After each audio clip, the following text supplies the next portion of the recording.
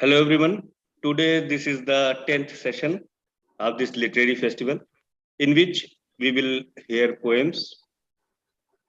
Senior poet from Sri Lanka, Kanchana ji is presiding this session, and the participants are Noor Kamrunner ma'am, Zafar Sadiq sahab, Lutfa Hanum Salima Begum ji, AJ Thomas ji, Abhi Subedi ji, Suman Pokhrel ji, Chulananda Samarnaike ji, and Kanchana Priya Kanta ji.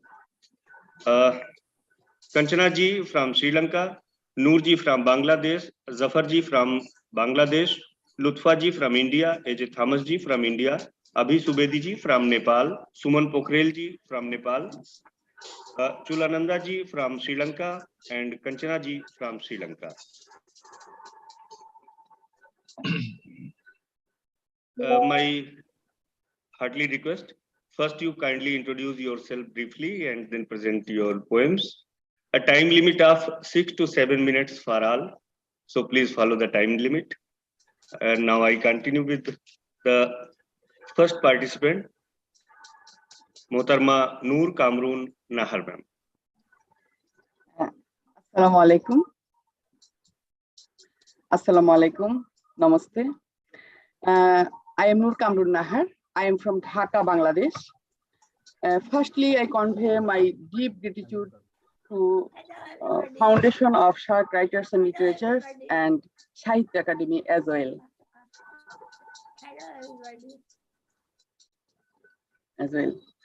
Namaste. As well.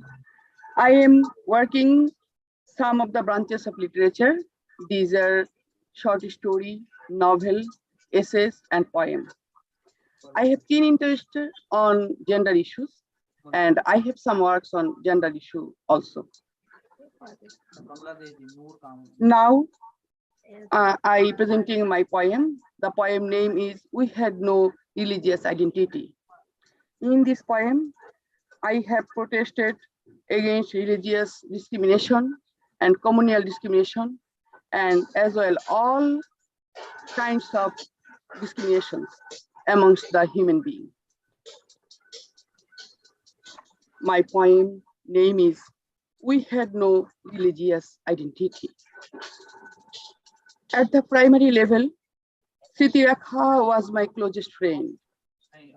We sat side by side all the time, doing whispering, but inviting teachers' rebuke as well. Those friends of primary days lost at class 6, but Siti Rakha remains bright. When childhood memories crop up, she makes her presence too.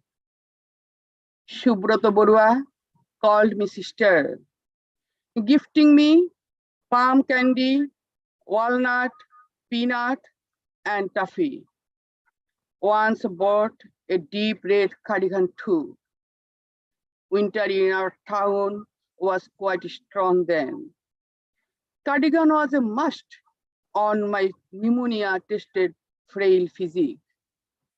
Under the fiction, in the warmth of the cardigan, my childhood passed the winters noisily.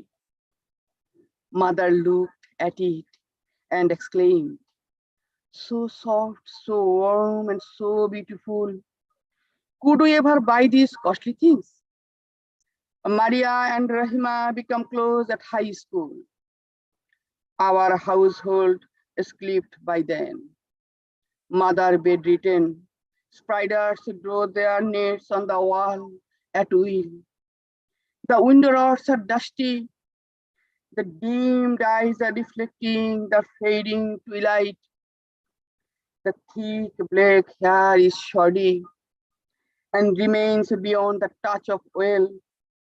Maria combed my hair so many days, made a couple of braids with satin lace, shared Christmas gift on the gloomy days. Deep black-eyed Maria stood like Mother Mary. She had been more motherly than a friend. Always weak always weak I was in maths. Survived exam through glancing Shibani and Rehna's exam paper. Mina Bashak sang Kirtan in Capella. I learned the infinity in music from her. In my college days, Rita Haldar wrote the lyrics of Manna De's Puja hits. Walked in the college corridor holding hand in hand, feel the heart with the depth of the songs. Ashimda came to teach me maths before SSC exam. Taught only for a couple of months, but he taught me the inner meaning of life. His bright eyes told me I have the right to dream too. He left within 2 months, still exists in our family. The name of my elder brother's son is Ashim. When I entered the job, Odrikuya about to leave. She didn't get time to marry. Siblings, window mother, joint family. Once sure she was in a big family. And now, nephew is the only harbor. Who looks at her with empathy? All are separate, anchored with anchorage. Every day she comes and sits near me. Here lies her peace. I know Sitirakha still looks for me. Shubrotada still prays for my well-being. Ashimda still takes me to the life of purity. Rita Haldar walks in the corridor of the life with lyrics. Shivani still solves math problems. Meena Bashak still sings Kirtan for me.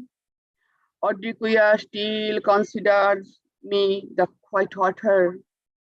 Maria still ties me with satin lace. We have no difference, no religion, no caste, no class. We love each other as humans. Thanks.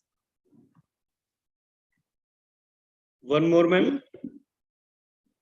One more. Yes, we have time.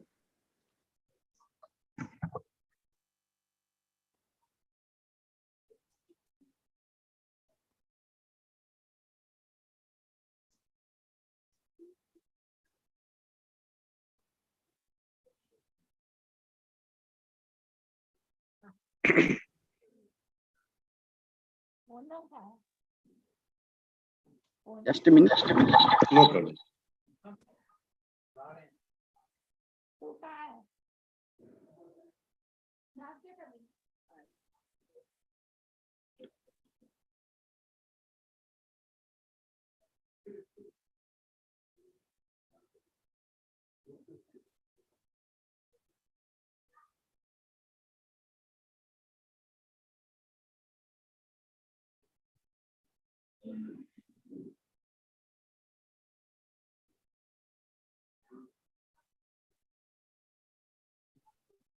Okay.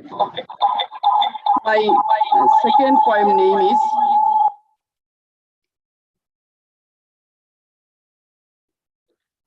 The Two of Us. He is fearful of night and I am of the day.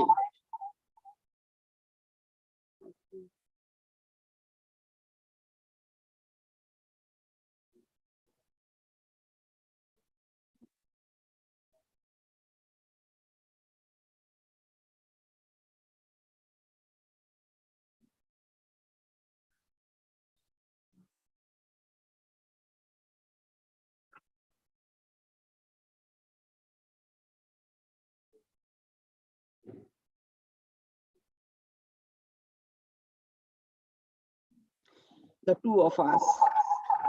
He is fearful of night and I am of the day. We have been together for a long time. She sets his hand on flowers and I on the pickles. He looks to be a book and I a crust. He listens to the songs of the rain and I whiteness. He laughs the splash of the fountain, and I the sobbing. He explores color, color in the rainbow, and I do in the blood wounds.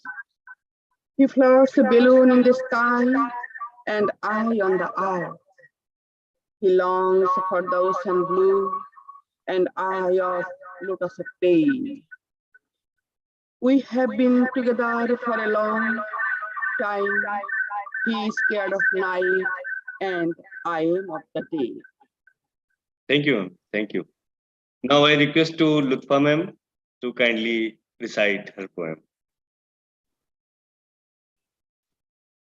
Namaskar. Namaskar. Good morning to everybody. I am Lutfa Hanum Salima Begum, poet, translator, and a retired professor of Cotton University. Normally, I write in my mother tongue, that is Assamese.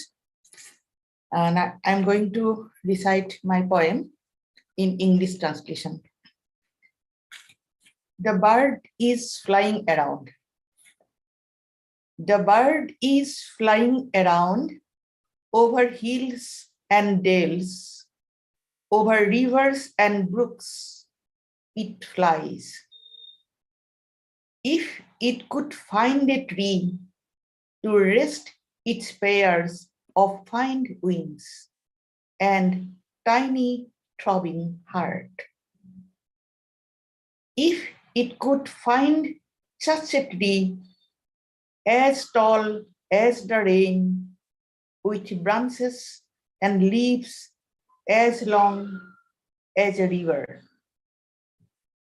On it would it have made a nest as large as the sun. In the breast of the eggs once again, would it have yellowed itself to sleep in its mother's breast. Thank you. The poem is translated by Meenakshi Borgatoti.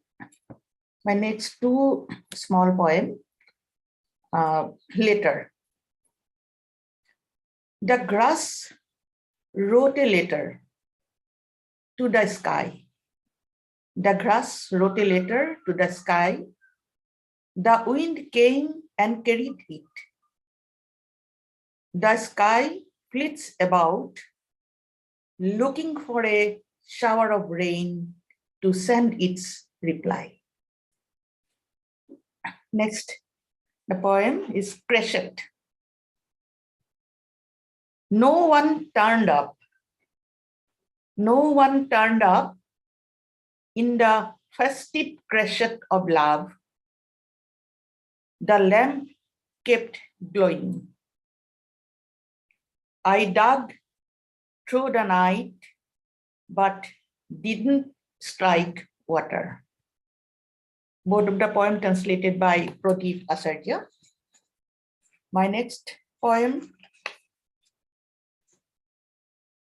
Some Forgotten Facts have reminded me. Some forgotten facts have reminded me a room in a rented house that I had left long back, had asked for my new address. A broken up mirror wants to see me.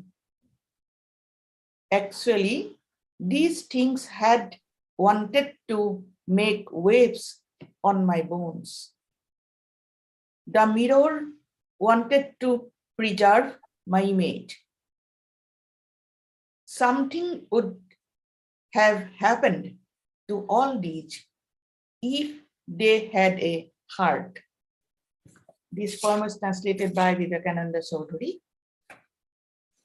Thank you, ma'am. Thank you very much. And now I request to Sri A.J. Thomas ji to kindly recite his poem.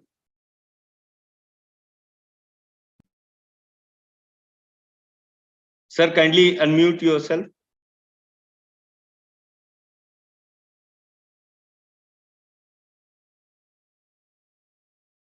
Sir, please. Yes, please. Can you Yes, sir. hear me now? Yes, yes, sir. Now, So let me begin with thanking my mother figure, Ajit Kauji, for inviting me to this program, along with Sahitya Academy. Sahitya Academy is my family, so no one thanks family members, but again, for formality's sake, I thank Sahitya Academy also. And introducing myself, I have been associated with Sahitya Academy's bi-monthly journal, Indian Literature, for 23 years as assistant editor, then editor, then guest editor in 3 stints. And it has been my privilege to be connected with so many poets and writers from all over India and even outside, especially through this journal I'm editing. And I feel privileged, especially so because from where I sit now, I can, I think, connect with a lot of people I know already. This is a position of privilege. So I thank you all. Now let me, without wasting any more time, 50 years ago, I lived in the Salesian College, Sonada, Darjeeling, preparing for my PUC exams in the North Bengal University. Much before dawn one day, we were taken by the college seniors to Tiger Hill for sighting the Kanchenjunga range at sunrise. That was a cloudy day and we didn't see anything. 46 years later, in 2018, I was the guest of honor in a function in Salesian College, Sonada. Father Dr. George Kadathil, the principal, a personal friend of mine, took me and my wife Prema for another pre-dawn jaunt to Tiger Hill. This time too, the same story repeated. 4 years later, I have written a poem about it the other day. Please listen to it now. Tiger Hill.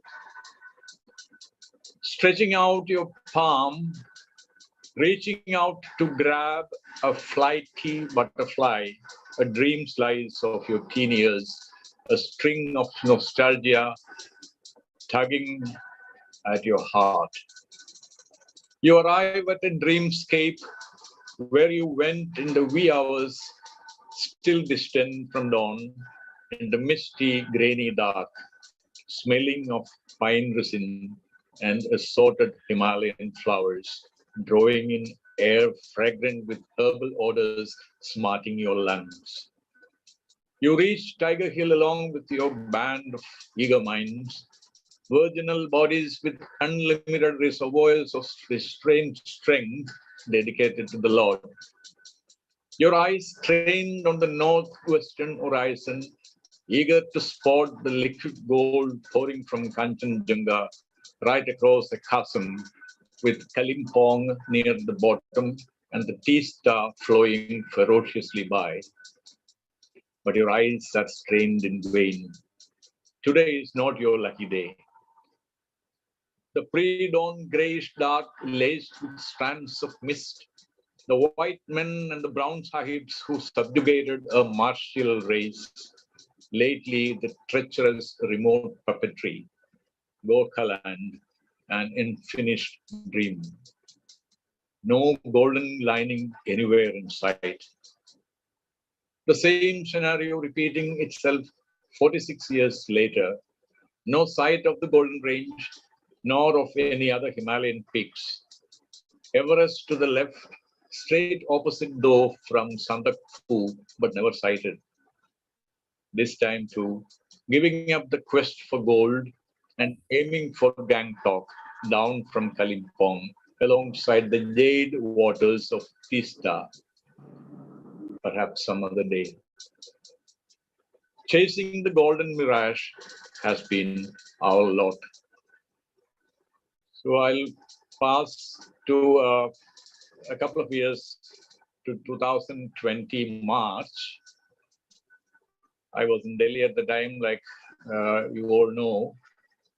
March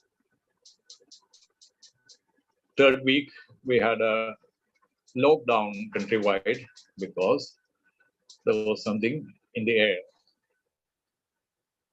This poem is titled The Leveler. March 2020 is the timeline.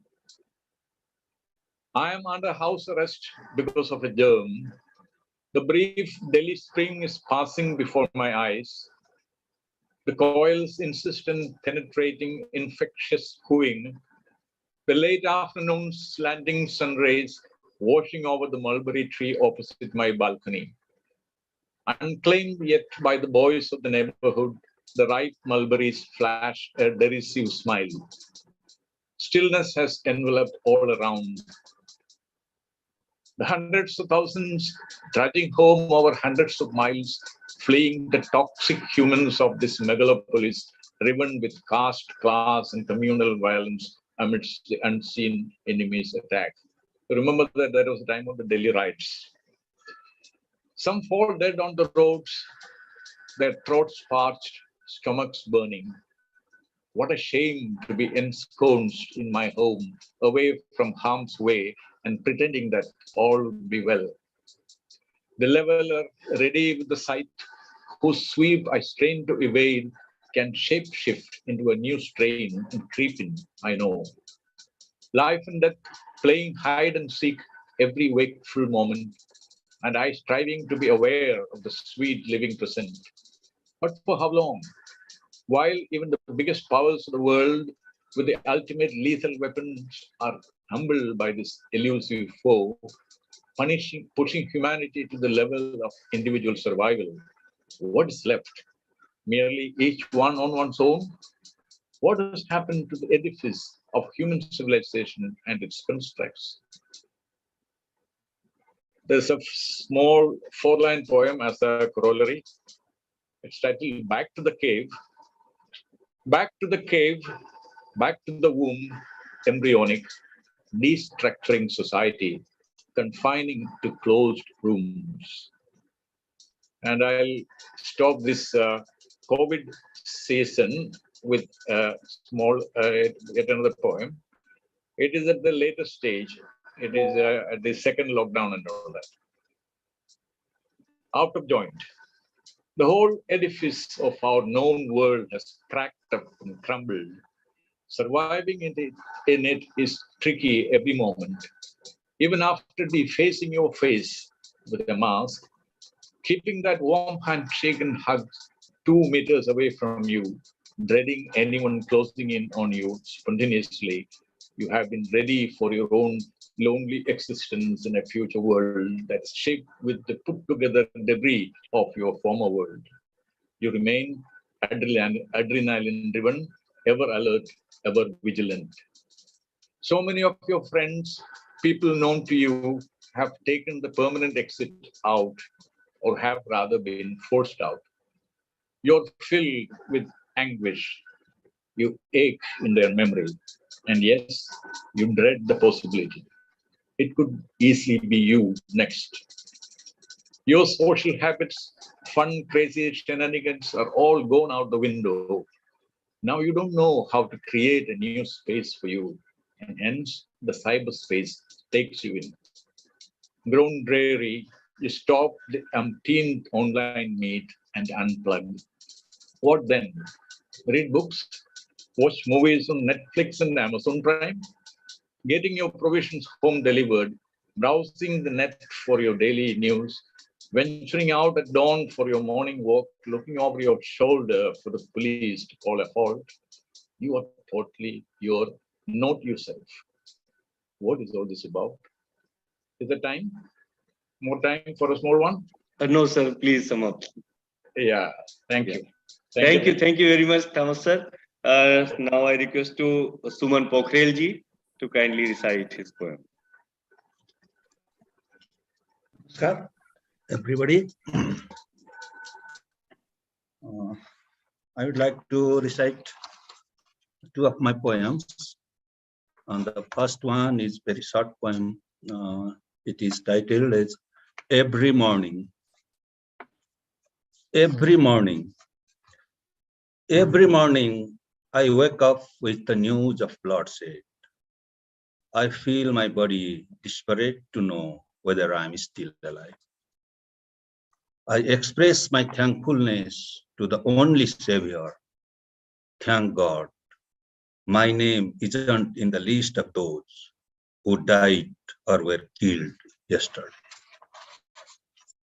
And my next poem, also it's a short one. So I want to recite it in my mother tongue first, and then its translation. Its title is Home, Ghar, Ghar. सृष्टिभरिको निस्सारता दौडिरहेको सहरको शून्यतालाई बोकेर जब म आफ्नो घरभित्र पस्छु, त्यस घरभित्र थुप्रै घरहरूले मलाई पर्खिरहेका हुन्छन्। चराहरूलाई पछ्याउँदै मैले सिक्न खोजेको सृष्टिको बाणी, ऐना र अनुहारमा मैले भेट्न खोजेका दृश्य र रङहरू, भिडमा हराएर मैले खोजिरहेको हृदयको सङ्गीत, मनका पत्र पत्रले खोजिरहेको प्रेमको स्पर्श र आफू हुनुको प्रमाण बोकेका जीवनका सुवासहरू मेरो बाटो हेरिरहेका हुन्छन्। दुनियाँले उधारेर सिद्ध्याएको आफूलाई लिएर जब म आफ्नो घरभित्र पस्छु, विलुप्त हुनै लागेको जीवनलाई आकार दिन घरभित्र थुप्रै घरहरूले मलाई पर्खिरहेका हुन्छन्। It was its original Nepali, and now I would like to recite its English translation. Home.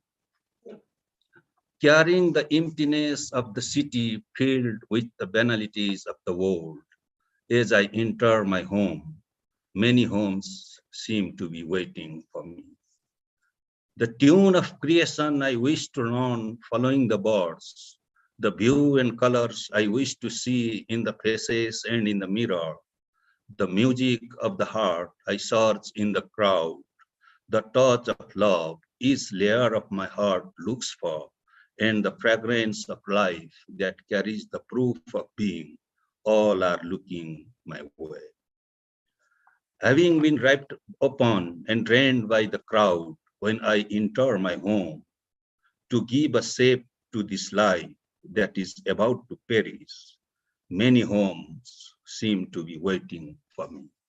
Thank you. Thank you. These were my points. Thank you very much, Sumanji. Now I request to Abhi Subedi ji. Abhi sir, are you listening me? Yes, sir.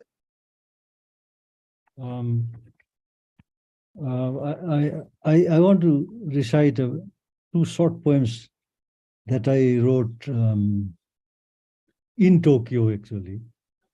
There are reasons to feel nostalgic because recently I've been working with some Japanese poets. So I recall poems and I'm just reciting. They are short poems. First is very short. There are thousands of crows in Tokyo. Sometimes they block the traffic and cause extensive accidents also. So crows is the factor of it, important factor in Tokyo city. Morning crow, the first title. Crows cawing rises above the city noise. An urban crow wakes up in the neon light and sings of the twilight hanging between houses and woods. The next poem is Rain in Tokyo. Pen and paper, minuscule sky in the room, bonsai tree below the row of haiku books in English, everything drips in the rain. Yet a bigger rain in the eyes. First Japanese lesson, I am writing a letter, I keep repeating, Watashi wa tegami o kaitemasu, a lump in the throat, I see it with the sentence and rain in the eyes. Cars run over the sky in the streets. The sky thunders above, the rail under the ground, hiding a little wet sky. In the umbrella, I make my way to this subway. This mind, I'm so surprised, seems to cry in the rain anywhere. Took her to the tram this morning, waiting now for it to return her to me under the cover of rain. There is a sky above Tokyo. I know when the crow crows and falls the rain slithers down the legs of school children. Nothing seems to stop the old people except the rain. Thank you very much. Finished. Thank you, sir. We want more poems from you. One more poem, sir. We were waiting for you. Oh, okay. Don't deprive us. I'll just read one. No, two. Two more. We're taking people's time. Please. I'm reading one from the book which we Two call more. Staging Dreams, which we staged in Kathmandu. It was staged as a play, and I read one section from that book. I know where I stand. I know where I stand. No, you don't. You have stood everywhere in the dreams, under the little bleeding skies I opened for you. You have walked on the thoroughfare here in my heart. You have traced the blazing lines here in my mind. You have walked through these vestibules. You have stood on the place I was born, through these words I created for you. Your peace will come only after I'm gone away from your lanes and skies. But your peace sleeps eerily under these smoky times. You don't know where you stand, but I know you have stood everywhere, like the sun over the backs, heads and eyes. I have opened for you in the ancient years. Maybe nothing matters as I stand on the fringe of these lost dreams. Thank you. I think that should. One more.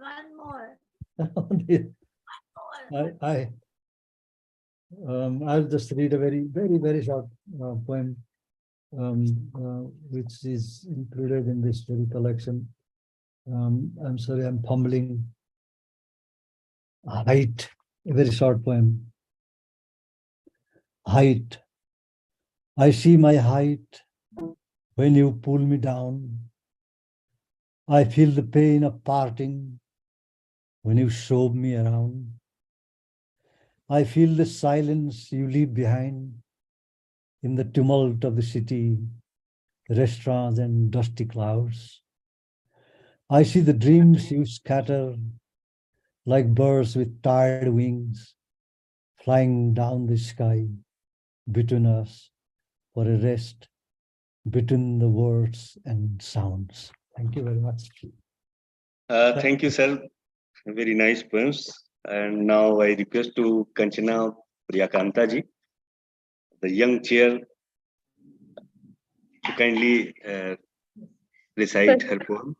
Yes, first of all, I have to apologize from the entire team because my connection didn't work properly. So I found some issues with the connection. So I'm really sorry. So here are my poems. My dearest friend. Priyakantaji, please introduce yourself and then recite your poem. Okay, sorry. I was excited. Yes, I'm Kanchana Priyakanta and I am a poet from Sri Lanka. Not only my favorite genre is not poetry, it's short stories, but still I love poetry. Here I am going to recite my poem. My dearest friend, you shouldn't be scared of me. Yes, I run in search of knowledge. I discover new worlds and dimensions. I change the worlds. But why fear? Since you are her friend, be proud of her. You can be nurtured while nurturing her. She is not a witch. She sees the truth. She knows the truth.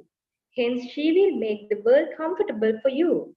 She will cry with you. She will laugh with you. She will love you the way she is admired by you, the way she is received, and the way she is revered. Thank you. One more, please. We have time. Okay, on the way. In this world enormous, this is just one dot. Everybody is on a long journey, ignoring that I am here in this spot. The mute, deaf, and crippled, all in a journey of their own without a pause, just clinging on to their world with grief. The spines curved down with that weight. Under this huge tree, in lavishing darkness, I will relax for a moment, just to be free from the weight I have carried this far. In the prairie, stretch along endlessly, keeping my head straight under the one and only tree, just to take a look at the path I have trodden. Between the beginning and the end, is this the middle? Thank you. Thank you, Kanchanaji. Mr. Thomas sir. President, Uh, Thomas sir, we have the time. You kindly President. recite one more poem.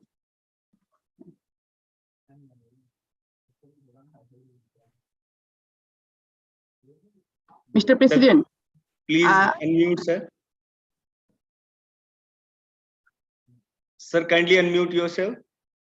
Mr. President, Mr. 2 President, minutes. Hello. Yes, sir. Please, sharp. Okay. Yeah. So this is about a visit I made to Balimaran, to Ghalib's Haveli. Ajit जी कुछ कह रही हैं sir. Yeah. जी सभी से एक एक पढ़वाएंगे. Yes, अभी So- है हमारे पास समय. Okay. Can I continue? Yes, please continue, sir. So this is about a visit to the great poet Mirza Ghalib's Haveli in Balimaran that I made in 2019. In spite of being in Delhi for so many years, I was visiting Ghalib's Haveli for the first time.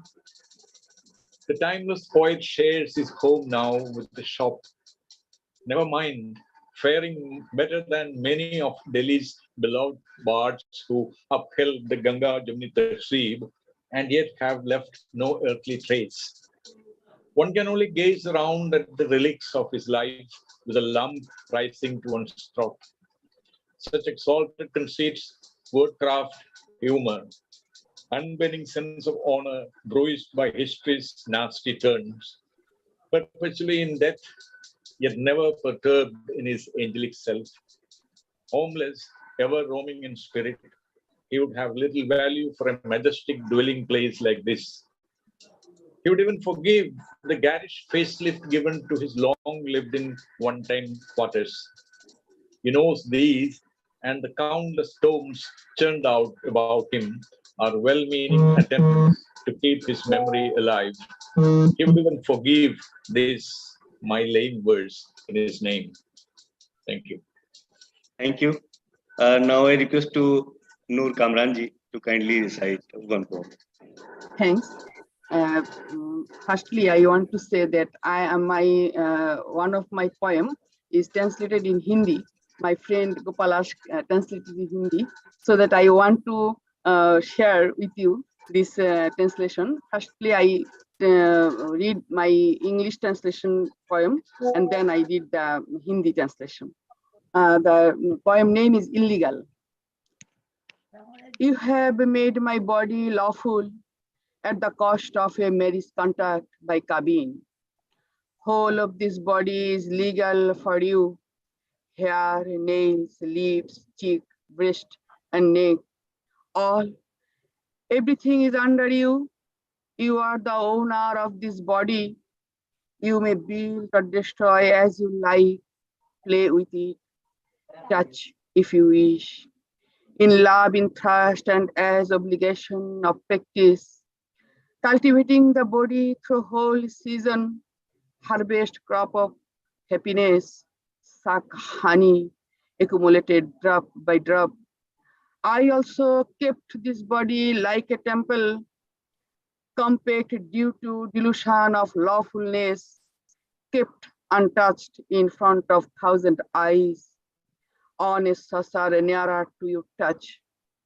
Only the illegal mind of mine, living behind the chains of regulation, rushes far away somewhere to collect some uncertain honey. This is the English translation. It translated by Faridur Rahman, and my Hindi translation, which is translated by Gopalash from Nepal, my friend, Beman. तुमने मेरे शरीर पर कानूनी अधिकार जमा लिया है, महज शादी नामक समझौता करके उसी कीमत पर एक तरह से। मेरा शरीर तुम्हारी हो गया है, मेरी बाल, मेरी होठ, मेरी गाल, मेरा हर एक अंग तुम्हारी अधीन हो गई है। तुम मेरे शरीर के मालिक हो, तुम मेरे शरीर के मालिक हो। तुम जब चाहो इसे बना सकते हैं, बिगाड़ सकते हैं। तुम जब चाहो इसे बना सकते हैं, बिगाड़ सकते हैं, यहाँ तक कि नष्ट भी कर सकते हो। अगर तुम चाहो तो मेरी पर्स से अपने की तृप्त कर सकते हो। अगर तुम चाहो मेरी शरीर रूपी खेत की जुनाई बुआई कर खुशियों की फसल लहलहा सकते हैं। संचित मधु की एक एक बूंद का रसपान कर सकते हो। मेरी थी अपने शरीर को एक मंदिर की तरह पाक रखा है, हजार बुरी नजरों से बचा रहा है, अपने उसी बेमन की समझौता की तहत। मगर ये बोझिल बंधन है जो चाहता है कि तरकर इन बंधुनी को कहीं भाग जाओ, कहीं भाग जाओ, उड़ जाओ आजाद पंछी की तरह और दूर में समट लाओ खुशियों हजार अपने लिए, जिसमें आजादी हो जीने की सिर्फ और सिर्फ मेरे लिए, जिसमें आजादी हो जीने की सिर्फ और सिर्फ मेरे लिए। बहुत धन्यवाद. Thank you ma'am. Now I request to Lutfa Begum ma'am to kindly recite a small poem. Thank you very much. The title of my poem is The Green Passage. The fallen leaves want a green passage back to the branches of trees.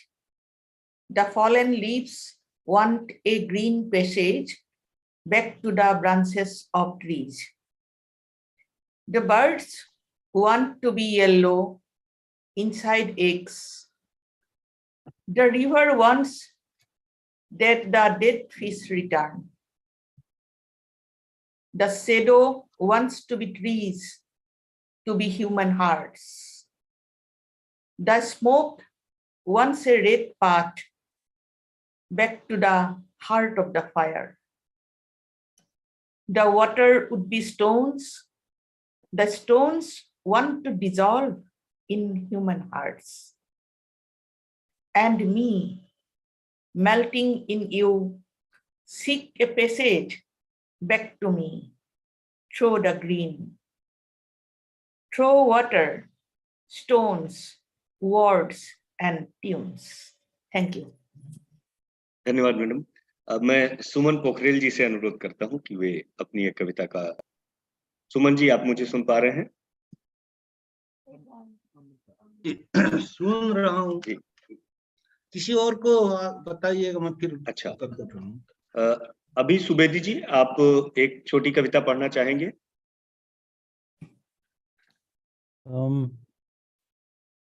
Doing जी, yoga in front of a mirror. Doing yoga in front of a mirror. Serene for a moment, I watched the mudras and the silence of the twists and bends into the mirror. Chin docked in chest hair, I feel the Muladhara rising slowly. Feet tread upon a minuscule sky, and the third eye walks upon the earth.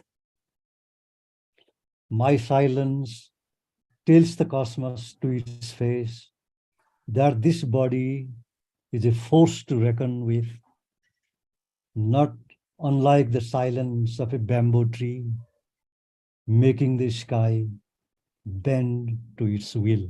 Thank you. धन्यवाद sir. सुमन पोखरेल जी। जी मैं this was originally written in Nepali and this was translated by Abhi Subedi sir, who just recited the poem. As always. War unconquered by the pandemic.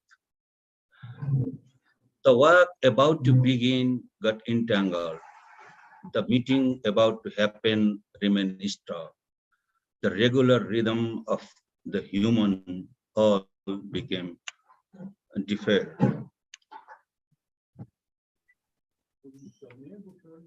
All the haste seems to be so vital, slipped out, entangled, and fell.